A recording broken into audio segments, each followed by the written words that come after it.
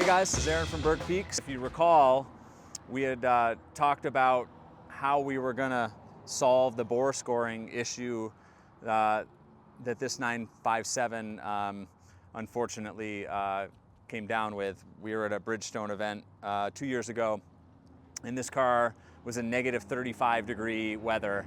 And when it started that morning is when everything kind of went downhill. A couple weeks later, the engine started to have a little bit of a tick, and then actually got 20,000 miles out of it before it started to knock. When it started knocking, I decided that was time. It was time to retire that motor and move on to the next chapter of its life. And there's some options out there to redo the motor, to have it lined, to have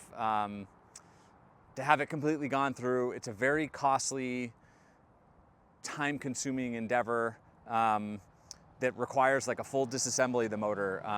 Even though Porsche messed up with the design of this motor, and typically cylinder 8 is one of the largely affected cylinders that ends up having the bore scoring, but it's because of piston offset and dissimilar metals at the extremely cold temperatures. Ultimately, there's no clearance, and the piston drags along the cylinder wall. It takes chunks out of it, and that's the demise of this motor after a little while. Porsche fixed that later on, supposedly with some of the 957s, but with the 958, they completely redid the internals of the motor. I've never seen a bore score issue on a 958, not to say that it hasn't happened for one reason or another. But ultimately, it's likely due to maintenance or some other issue. But the 958 has been a very, very tough motor. And after a lot of research, one trial car that we did, I think about 2 years ago, we discovered that you could actually put a 958 motor in one of these. It's not a straight bolt-in by any means of the imagination. We figured out how to do it, and this is the second car that we did it on, hence 958 swap. Ultimately, Porsche does know what they're doing. Even though the 957 motor, they messed up, they do know what they're doing. They build incredible motors.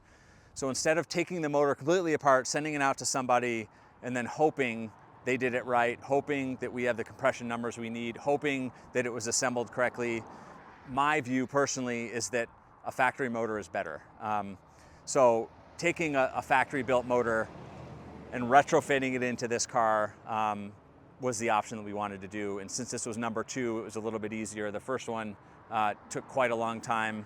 It's still a very intensive repair process, but we figured out how to do it, and we kind of streamlined it.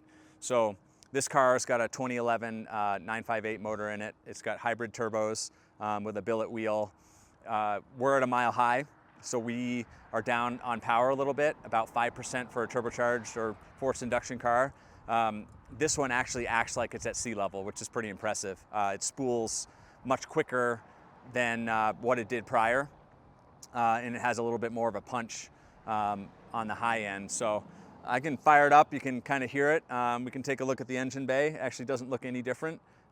We have figured it out so that anybody who opens the hood of this car has no idea that anything was done. But this car's got 133,000 miles on it. We put a 47,000 mile 958 motor in it.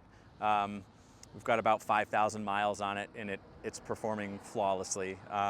It's got a ridiculous amount of power, no oil consumption, obviously no knocking. It's a pretty impressive swap. It's not for the faint of heart. It's still a very expensive swap, but if this is the platform that you want, it is possible for us to do it. I don't know that anyone else has done it except us. But yeah, let me fire it up and you can kind of hear what it sounds like. It's got a nice tone to it. Very kind of low key, still got a bunch of the exhaust in place, but it's a little higher in the back.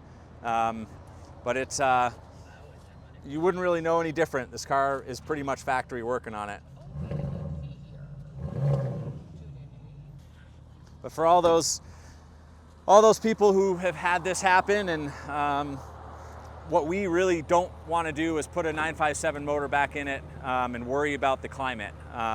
we wanted to really put something in this that we knew was not going to have a problem again, because this swap took close to 100 hours to do, and it's done right. And looking at this, you really can't tell. It looks like it's supposed to, and that's the goal at the end of what we do. We want this to look like it was never touched.